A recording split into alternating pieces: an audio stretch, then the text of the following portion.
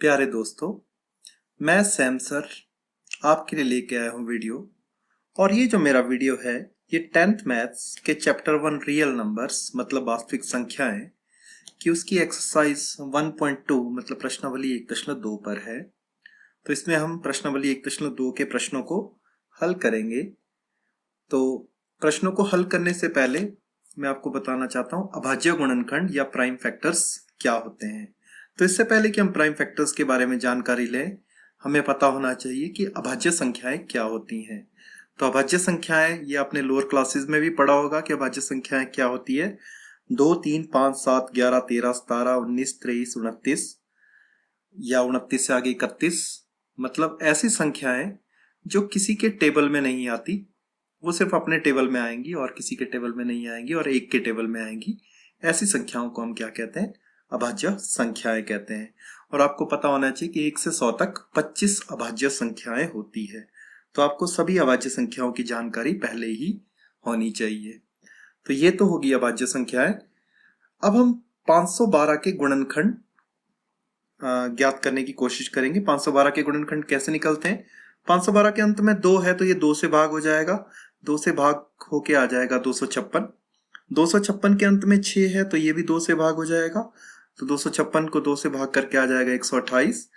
128 के अंत में 8 है तो ये भी 2 से भाग हो जाएगा, तो आ जाएगा 64। 64 के अंत में 4 है तो ये भी 2 से भाग हो जाएगा, तो आ जाएगा 32। वैसे ही 32 के अंत में 2 है तो ये भी 2 से भाग हो जाएगा 16। 16 से आ जाएगा आपके पास 8, फिर 4, फिर 2, उसके बाद लास्ट में 1। तो इस तरह से 512 के हमने अभाज्य गुणनखंड निकाल दिए। तो आप देख सकते हैं 2 कितनी बार आ रहा है? 2 आ रहा है आपका 9 बार। तो इसलिए 512 के जो अभाज्य गुणनखंड निकलेंगे वो है 2 गुणा 2 गुणा 2 9 बार। इसका मतलब इसको हम लिख सकते हैं 2 की शक्ति 9। वैसे ही अब हम ज्ञात करेंगे 729 और 3125 के गुणनखंड। तो सबसे पहले 729 अगर आप देखें ये 3 से भाग हो जाता है क्योंकि इसके अंकों का जोड़ आ रहा है 7, 2, 9 और 9 18। तो इसका मतलब ये 3 से भाग हो जाएगा क्योंकि 18 3 के टेबल में आता है। तो ये जो किससे भाग होगा या नहीं, इसके लिए आप मेरा विभाज्यता के नियम वाला वीडियो जरूर देखें, फिर आपको समझने में कोई भी परेशानी नहीं होगी। इसका लिंक मैं डिस्क्रिप्शन में आपको दे दूंगा। तो ये 3 से भाग हो जाएगा, 3 से भाग होके आ जाएगा 243। 243 के अंकों का जोड़ है 9, ये भी 3 से भाग हो जाएगा और आ जाएगा 81। 81 तो 3 से भाग होता ही है, तो 3 से भाग करके आ जाएगा 27। तो 27 से रह जाएगा हमारे पास 9, 9 से 3 और 3 से 1। इसका मतलब 729 के जो गुणनखंड बने वो है 3 गुणा 3 गुणा 3 गुणा 3, कितनी बार? 6 बार। तो इसलिए 729 के अभाज्य गुणनखंड हमारे पास आ जाएंगे 3 की शक्ति 6। वैसे ही अब हम 3125 के अभाज्य गुणनखंड निकालेंगे। तो 3125 के अंत में है 5, तो इसका मतलब 5 से भाग हो जाएगा, 5 से भाग करके आ जाएगा 625।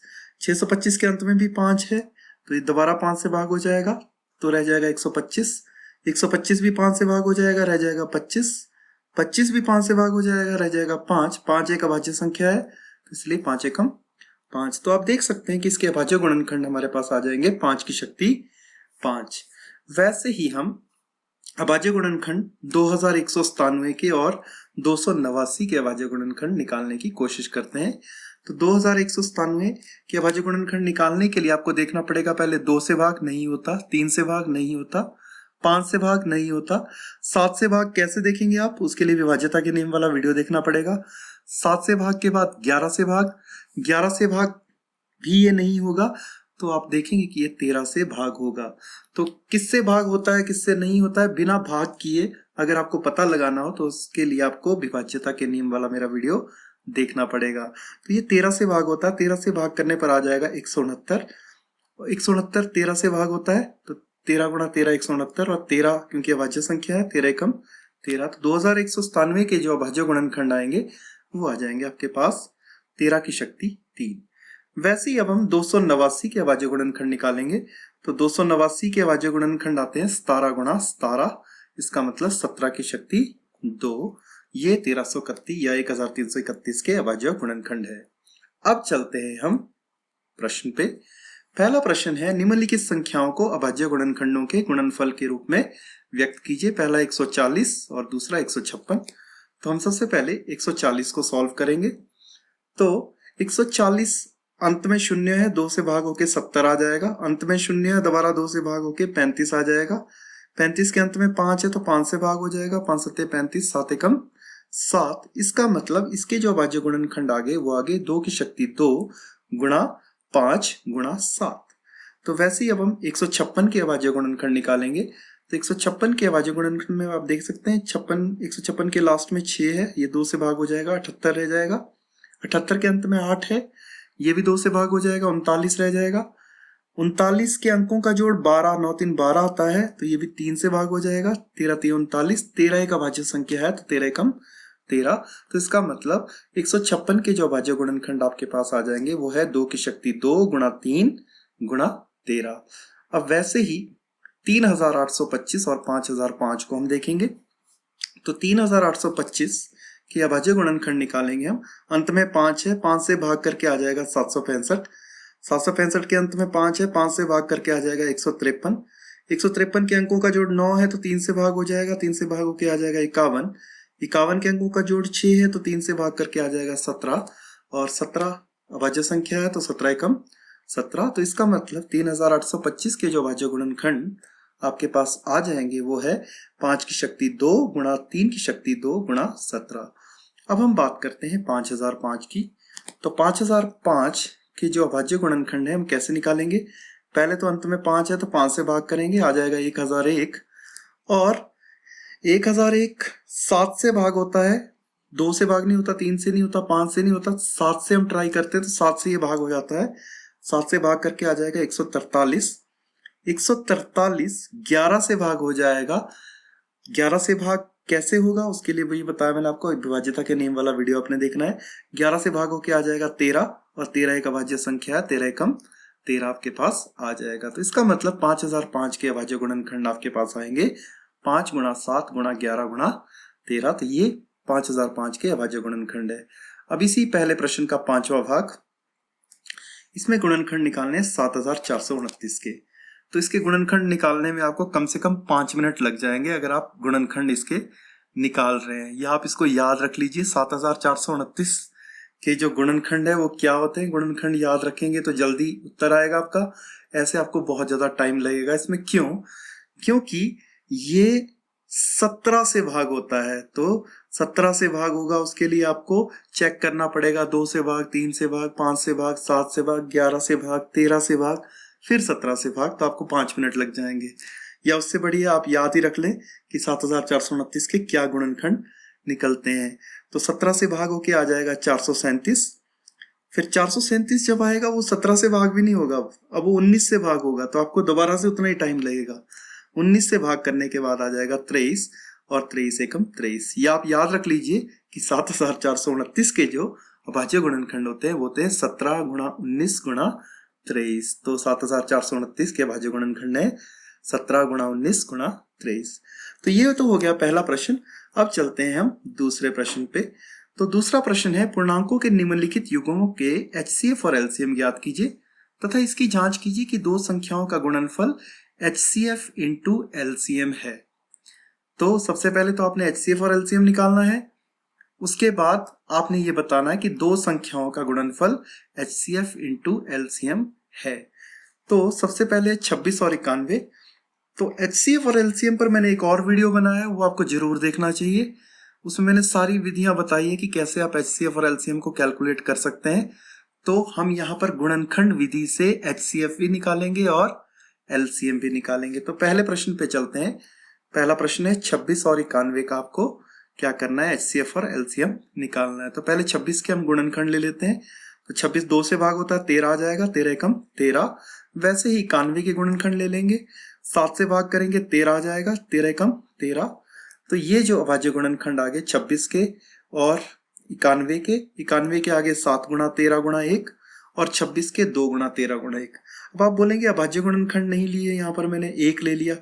1 इसलिए लिया कि कई बार क्या होता है कि जो जो संख्याएं हमने ली हैं उनका जो उनके जो कॉमन फैक्टर्स होते हैं वो कोई नहीं होता। तो अगर कॉमन फैक्टर्स कोई नहीं होंगे तो इसका मतलब एक कॉमन फैक्टर होगा। तो HCF निकालने के लिए हमें इस एक की जरूरत पड़ती है, क्योंकि कई जगह HCF जब हम निकाल रहे होते हैं कोई भी गुणनखंड आपस में मैच नहीं कर रहा होता है, तो इसलिए वहां पर ऐसी संख्याओं का जो HCF आएगा वो एक आएगा। तो अब हम बात करें 26 और 91 की। अब आप देख सकते हैं इस 26 और 91 में कॉमन क्या है। तो आप पाएंगे कि इसमें कॉमन बेसिकली 13 है। तो ये जो कॉमन है इसमें कॉमन गुणनखंड 13 है और 1 है, मतलब 13 एकम 13, तो इससे HCF निकल जाएगा आपका 13। तो इसका मतलब HCF इन दोनों संख्याओं का है 13। अब हम बात करते हैं LCM निकालने के लिए। तो LCM कैसे निकालते हैं? LCM बेसिकली दोनों संख्याओं का निकालने के लिए हमें क्या करना होता है, सबसे बड़ी घात लेनी होती है। तो आप देख सकते हैं कि 7 भी लेंगे, हम 2 भी लेंगे, 13 2 बार है, यहाँ पर भी 13 की घात 1 है, यहाँ पर भी 13 की घात 1 है, तो 13 हम सिर्फ एक बार लेंगे, जो बड़ी घात है वही लेंगे, तो किसी को भी ले सकते हैं इनमें से। तो इसका मतलब जो एलसीएम इसमें आएगा वो आएगा 2 गुणा 7 गुणा 13, और इसको अगर आपस में गुणा करेंगे तो ये आ जाएगा 182। तो एलसीएम आपके पास आ गया 182। अब हमें क्या करना है, अब हमें बताना है कि HCF गुणा LCM वो किसके बराबर होता है, वो दो संख्याओं के गुणनफल के बराबर होता है। तो ये सूत्र भी आपको याद रखना है बेसिकली, कि अगर कोई दो संख्याएं P और Q हो तो उनका जो गुणनफल होता है वो किसके बराबर होता है, वो होता है HCF इंटू LCM। तो ये सूत्र आपको याद रखना है, क्योंकि इस सूत्र पर एक प्रश्न जरूर पूछा जाता है एग्जाम्स में। तो दो संख्याओं का गुणनफल HCF इंटू LCM के बराबर होता है, ये हमने क्या करना है, इसमें सिद्ध करना है। तो इसको सिद्ध करने के लिए हम क्या करते हैं कि दोनों संख्याओं को आपस में HCF और LCM को आपस में गुणा करके देखते हैं और देखते हैं कि क्या वो दोनों संख्याओं के बराबर आएगा। तो HCF और LCM हमने आपस में गुणा कर दिए, मतलब 13 गुणा 182, 182 के हमने गुणनखंड लिख दिए 2 गुणा 7 गुणा 13, और आप पाएंगे कि बेसिकली यहाँ पर 13 दूने 26 हो जाएगा और 13 सत्ते 91 हो जाएगा। तो ये यही तो दोनों संख्याएं थी, 26 और 91। इसका मतलब HCF और LCM को अगर आपस में गुणा करें तो वो दोनों संख्याओं के गुणनफल के बराबर आता है। अब चलते हैं हम दूसरे प्रश्न पे।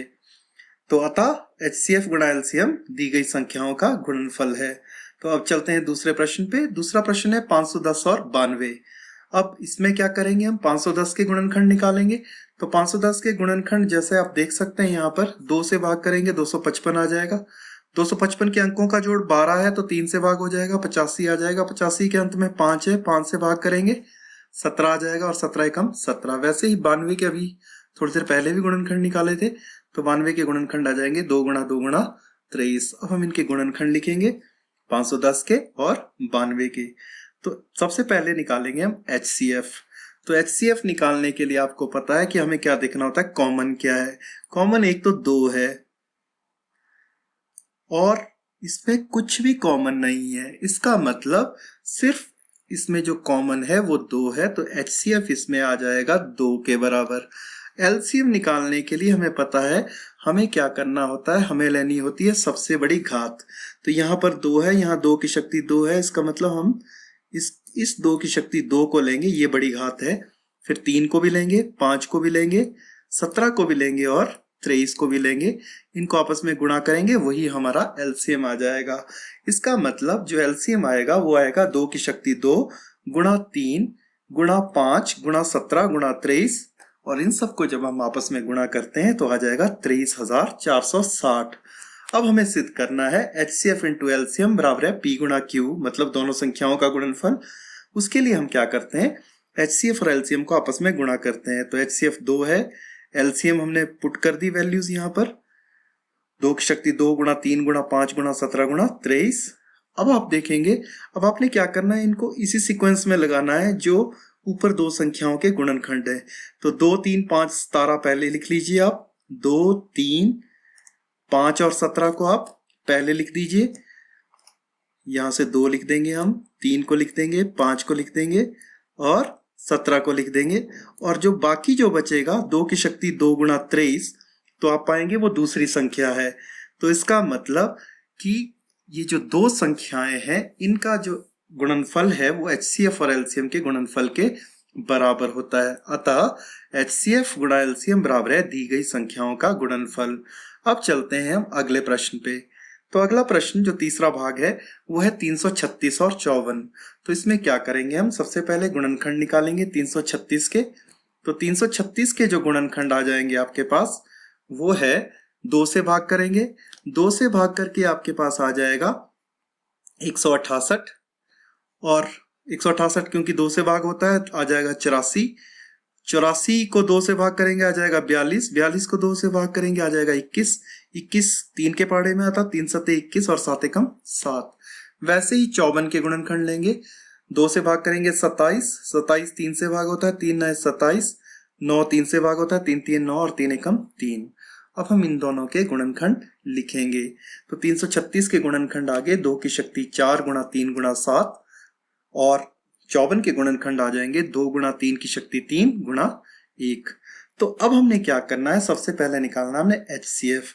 तो HCF निकालने के लिए आप देख सकते हैं यहाँ 2 कॉमन है, यहाँ पर 3 कॉमन है, और कुछ भी कॉमन नहीं है। एक तो कॉमन खैर होता ही है इसलिए उसको नहीं लेंगे हम। तो इसका मतलब जो HCF आएगा वो आएगा 2 गुणा 3, मतलब HCF आ जाएगा आपका 6 के बराबर। अब HCF कैलकुलेट करने के बाद हमने क्या कैलकुलेट करना है, हमने करना है कैलकुलेट LCM। तो LCM कैलकुलेट करने के लिए आपको पता है क्या करना होता है, LCM होती है सबसे बड़ी घात। तो यहाँ पर 2 की शक्ति 4 सबसे बड़ी घात है, यहाँ 3 की शक्ति 3 सबसे बड़ी घात है, और 7 तो हमें लेना ही है। तो ये आपके पास क्या आ जाएगा, LCM आ जाएगा। तो इसका मतलब LCM आ जाएगा 2 की शक्ति 4 गुणा 3 की शक्ति 3 गुणा 7, और इन तीनों को गुणा करने पर आपके पास आ जाएगा 3024। अब आपको जांच करनी है कि HCF गुणा LCM किसके बराबर है, दोनों संख्याओं के गुणनफल के बराबर है। तो HCF की वैल्यू पुट कर देते हैं 2 गुणा 3, LCM की वैल्यू पुट कर देते हैं 2 की शक्ति 4 गुणा 3 की शक्ति 3 गुणा 7। और अब हमने क्या करना है, इनको लिखना है किस तरीके से, पहली जो संख्या है वो है 54। तो 2 गुणा 3 की शक्ति 3 को आप अलग कर लीजिए, पहले लिख लीजिए 2 गुणा 3 की शक्ति 3, ये आपने अलग लिख दिया 2 गुणा 3 की शक्ति 3। और बाकी जो इसमें बचेगा वो क्या बचेगा, 2 की शक्ति 4 गुणा 3 गुणा 7 जो कि दूसरी संख्या है। इसका मतलब ये आ जाएगा 336 गुणा 54 के बराबर। इसका मतलब कि HCF और LCM का जो गुणनफल है वो दी गई संख्याओं के गुणनफल के बराबर होता है। अब चलते हैं अगले प्रश्न पे। अगला प्रश्न है, अभाज्य गुणनखंड विधि द्वारा निम्नलिखित पूर्णांकों के HCF और LCM ज्ञात कीजिए। तो यहाँ पर सबसे पहले 12, 15 और 21 है। तो ये तो बहुत ही आसान प्रश्न है। हम क्या करेंगे, 12, 15 और 21 के गुणनखंड निकालेंगे। तो 12 के गुणनखंड 2 की शक्ति 2 गुणा 3, वैसे ही 15 के गुणनखंड 3 गुणा 5, 21 के गुणनखंड 3 गुणा 7। अब आप देख सकते हैं यहाँ पर कि जो HCF है यहाँ पर कॉमन क्या दिख रहा है आपको, सिर्फ 3 इसमें कॉमन दिख रहा है। तो इसका मतलब कि जो HCF आ जाएगा वो आ जाएगा 3, और इसमें कुछ भी कॉमन नहीं है। तो HCF इसका आ जाएगा 3। अब LCM निकालने के लिए हमें क्या करना होता है, हमें देखनी होती है सबसे बड़ी घात। तो सबसे बड़ी घात हम कैसे देखेंगे, अब आप देख सकते हैं 2 की शक्ति 2 कहीं भी नहीं है, तो ये तो हम लेंगे ही लेंगे। 3 तीनों में एक एक बार है तो कोई एक 3 लेंगे हम, और 5 और 7 एक ही बार है तो 5 और 7 दोनों को लेंगे। तो इसका मतलब जो LCM आ जाएगा वो आएगा 2 की शक्ति 2 गुणा 3 गुणा 5 गुणा 7, और इनको जब आपस में गुणा करेंगे तो ये आ जाएगा 2 दूने 4, 4 पंजे 20 और 7 21, 21 को 20 से गुणा करेंगे 420, आपके पास आंसर आ जाएगा। तो ये तो है 12, 15 और 21 का HCF और LCM। अब बात करते हैं 17, 23 और 29 की। अब आप देखते हैं कि 17, 23 और 29 तो तीनों अभाज्य संख्या है। तो अभाज्य संख्याओं का जो HCF होता है वो हमेशा 1 होता है, आपको याद रखना है। अगर जिनका हम HCF या LCM कैलकुलेट कर रहे हैं, अभाज्य संख्याओं का HCF हमेशा 1 होता है, ये आपको याद रखना है। तो 17 के गुणनखंड 17 गुणा 1, 23 के गुणनखंड 23 गुणा 1, और 29 के गुणनखंड 29 गुणा 1। तो इसमें कॉमन कुछ भी नहीं होगा, इनके गुणनखंड आपस में मैच ही नहीं करते हैं, तो इसीलिए HCF क्या आएगा इसमें 1 आएगा। इसमें मैं आपको एक और चीज बताता हूं, अगर कोई दो सअभाज्य संख्याएं हो, सअभाज्य संख्याएं ऐसी संख्याएं होती हैं जिनके गुणनखंड आपस में मैच नहीं करते, जैसे 4 और 5। 4 एक अभाज्य संख्या नहीं है, 5 एक अभाज्य संख्या है, पर ये दोनों संख्याएं सअभाज्य है। सअभाज्य संख्याएं वो संख्याएं होती है जिनके गुणनखंड आपस में बिल्कुल भी मैच नहीं करते। तो सअभाज्य संख्याओं का जो HCF है वो हमेशा 1 होता है। वैसे ही एलसीएम जब 17, 23 और 29 का हम निकालेंगे तो एलसीएम अभाज्य संख्याओं का या सअभाज्य संख्याओं का जो एलसीएम है वो उन संख्याओं को गुणा करने पर ही आता है। इसका मतलब कि इसका जो एलसीएम निकलेगा वो 17, 23 और 29 को गुणा करने पर निकलेगा। तो इसीलिए एलसीएम आ जाएगा 17 गुणा 23 गुणा 29, इसका मतलब 11,339 इसका एलसीएम आ जाएगा। अब चलते हैं लास्ट प्रश्न पे, तीसरे प्रश्न के तीसरे भाग पे। 8, 9 और 25। आप पाएंगे कि 8, 9 और 25 ये तीनों सअभाज्य संख्याएं हैं, मतलब इसके गुणनखंड आपस में बिल्कुल भी मैच नहीं करते। इसका मतलब इनके केस में HCF 1 आएगा और एलसीएम इनको गुणा करने पर आ जाएगा। तो 8, 9 और 25 को हम गुणा करते हैं तो 25 गुणा 8 होते हैं 200 और 200 को 9 से गुणा करेंगे तो आ जाएगा 1800। तो इसका मतलब 1800 आ जाएगा इसका एलसीएम। अब चलते हैं अगले प्रश्न पे। अगला प्रश्न है HCF 306 और 657 का दिया है 9, एलसीएम 306 और 657 का आपको ज्ञात करना है। तो इसके लिए सूत्र लगेगा हमारा कि HCF गुणा एलसीएम बराबर है P गुणा Q। अब हमें देखिए क्या क्या दिया है आपको। आप देख रहे हैं कि यहां पर HCF हमें दिया है, दोनों संख्याएं दी है, P भी दिया है और Q भी दिया है, और हमें निकालना क्या है एलसीएम। तो एलसीएम हम आसानी से निकाल सकते हैं, तो हम वैल्यूज पुट कर लेते हैं। HCF 9 है, एलसीएम निकालना है हमें। पहली संख्या 306 है और दूसरी संख्या 657 है। तो अब एलसीएम को हम अकेला करेंगे, मतलब 9 को दूसरी तरफ ले जाएंगे। 9 को दूसरी तरफ ले जाएंगे तो आपके पास एलसीएम कैलकुलेट हो जाएगा। तो यहां पर 9 गुणा हो रहा है, दूसरी तरफ जाके भाग हो जाएगा, तो एलसीएम आ जाएगा 306 गुणा 657 बटा 9। अब आप देख सकते हैं कि 9 से 306 कट जाएगा, क्योंकि 9 3 स्थायी होते हैं, हसल बच जाएगी 3, 36, 9 चौके 36। तो यहां पर आ जाएगा आपके पास 34 गुणा 657, मतलब 22,338। ये आपका आंसर आ जाएगा। वैसे ही चलते हैं अगले प्रश्न पे। अगला प्रश्न है, जांच कीजिए कि क्या किसी प्राकृत संख्या n के लिए संख्या 6 की शक्ति n अंक 0 पर समाप्त हो सकती है। तो ये कैसे करेंगे हम जांच? ये हम करेंगे कॉन्ट्राडिक्शन से, जिसको हम कहते हैं विरोधाभास।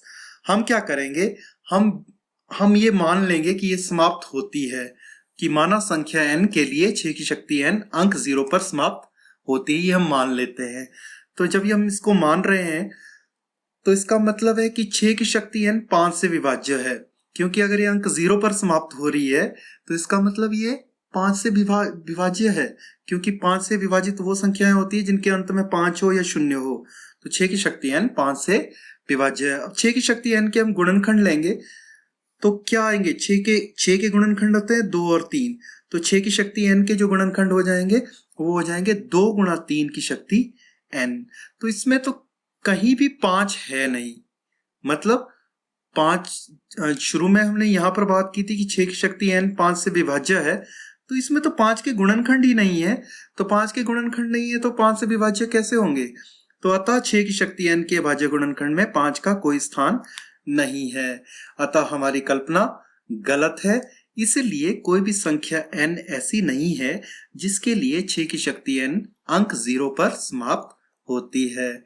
वैसे ही चलते हैं हम अगले प्रश्न पर, जो कि अंतिम प्रश्न है। व्याख्या कीजिए कि 7 गुणा 11 गुणा 13 जमा 13 और 7 गुणा 6 गुणा 5 गुणा 4 गुणा 3 गुणा 2 गुणा 1 जमा 5 भाज्य संख्याएं क्यों है। तो पहले चलते हैं इसके फर्स्ट पार्ट पे, 7 गुणा 11 गुणा 13 जमा 13। अब आप देख सकते हैं कि यहाँ पर हम 13 को कॉमन ले सकते हैं, तो 13 को हम कॉमन ले लेंगे तो अंदर बच जाएगा 7 गुणा 11, क्योंकि 13 को हमने क्या ले लिया है, कॉमन। 13 को अगर कॉमन ले लेंगे दोनों जगह तो आपके पास अंदर बच जाएगा, यहाँ पर बच जाएगा 7 गुणा 11 और यहाँ पर बच जाएगा 1। तो ये आ जाएगा 13 गुणा 7 गुणा 11 जमा 1। अब ये एक अभाज्य संख्या नहीं है। अभाज्य संख्या क्यों नहीं है? क्योंकि 13 इसका गुणनखंड है, तो अभाज्य संख्या ये नहीं हो सकती, क्योंकि इसका जो गुणनखंड है एक 13 है, तो ये अभाज्य संख्या नहीं है। अंदर कुछ भी है, एक गुणनखंड इसका कौन सा है? 13 है, तो ये अभाज्य संख्या नहीं हो सकती। वैसे ही अतः तो ये अभाज्य संख्या नहीं है, तो ये कैसी संख्या होगी? ये होगी एक भाज्य संख्या। वैसे ही चलते हैं हम दूसरे भाग पे। 7 गुणा 6 गुणा 5 गुणा 4 गुणा 3 गुणा 2 गुणा 1 जमा 5।